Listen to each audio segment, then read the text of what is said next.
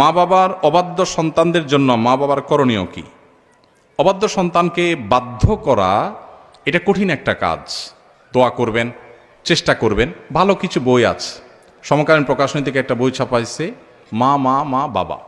এই বইটার শরীর সম্পাদন আমি করেছিলাম। অসম্ভব ভালো একটা বই। আমার কাছে প্রচুর বই থাকে, এই বইটা আমি কিনি সব সময় গিফট করার জন্য যুবকদেরকে। তো এই ছেলে মেয়েদেরকে যদি এই বইগুলো পড়ানো যায় তাহলে এটা খুব ভালো একটা মোটিভেশন হয়। এই বই থেকে আল্লাহর ভয় দেখানো যেতে পারে, সভ্য ভালো বাবা মার প্রতি সদাচরণকারী সন্তানদের সাথে সন্তান উঠা বসার সুযোগ করা যেতে পারে। পশ্চিমা সংস্কৃতি আমাদের সন্তানদের বেয়াদব করে দিয়েছে, আমাদের ইসলামী শিক্ষা, মোরাল শিক্ষার অভাব আমাদেরকে শেষ করে দিয়েছে।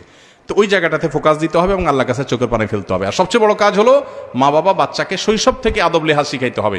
আপনি যদি আপনার বাবার জুতার উপরে পাড়া দিতে ভয় পান, লজ্জাবোধ করেন, আপনার সন্তান আপনার জুতা দেখে আপনাকে দেখে সম্মান করবে। আপনি যদি আপনার বাবার জুতাটা সোজা করে দেন, আপনার সন্তান আপনার জুতার উপরে পাড়া দিতে চিন্তা করবে 10 বার।